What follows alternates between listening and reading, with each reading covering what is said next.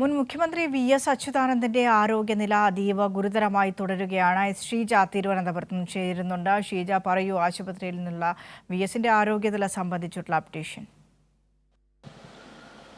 മുൻ മുഖ്യമന്ത്രി വി.എസ്. അച്യുതാനന്ദന്റെ ആരോഗ്യസ്ഥിതി അതീവ ഗുരുതരമായി തന്നെ തുടരുകയാണ്. ഇന്ന് രാവിലെ അദ്ദേഹത്തിന്റെ ആരോഗ്യനില വഷളായിരുന്നു. അതേ തുടർന്ന് രണ്ടാം ഘട്ട ഡയാലിസിസ് ആരംഭിച്ചെങ്കിലും അത് നിർത്തിവെക്കേണ്ട ഒരു സാഹചര്യത്തിലേക്ക് കാര്യങ്ങൾ എത്തുകയായിരുന്നു.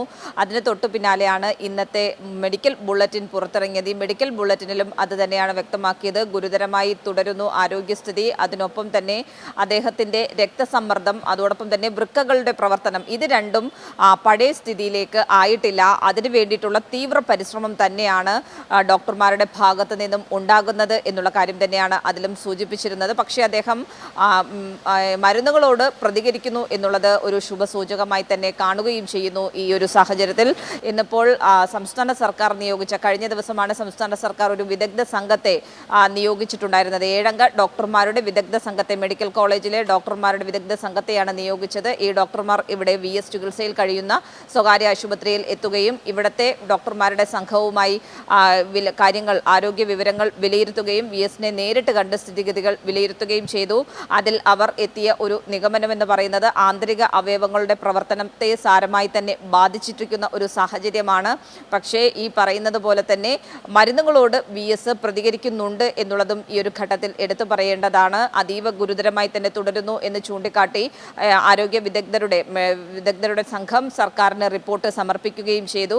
നിലവിൽ ഏതായാലും ഇവർ നിർദ്ദേശിച്ചത് നിലവിലത്തെ ഒരു ചികിത്സ അത് അതേ രീതിയിൽ തന്നെ തുടരുക എന്നുള്ള കാര്യമാണ് ഈ സ്വകാര്യ ആശുപത്രി വൃത്തങ്ങളോട് സൂചിപ്പിച്ചിട്ടുള്ളത്. അതിൻ്റെ അടിസ്ഥാനത്തിൽ മെഡിക്കൽ ബോർഡ് അതേ ചികിത്സ ഇപ്പോൾ തുടർന്നുകൊണ്ടിരിക്കുകയാണ്. രാവിലെ വഷളായതിനെ തുടർന്ന് നിർത്തിവെച്ച ഡയാലിസിസും വീണ്ടും ആരംഭിച്ചിട്ടുണ്ട്. ഡയാലിസിസ് ഇപ്പോഴും തുടരുകയുമാണ്.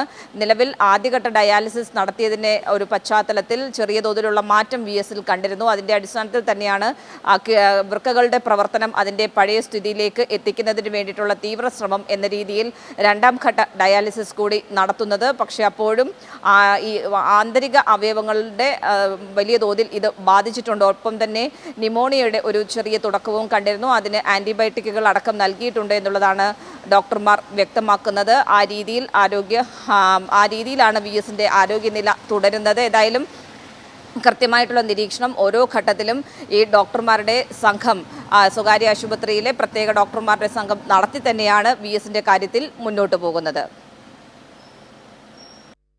ശരി, ഷീജയാണ് വി.എസിന്റെ ആരോഗ്യനില സംബന്ധിച്ചുള്ള വിശദാംശങ്ങൾ വ്യക്തമാക്കിയത്.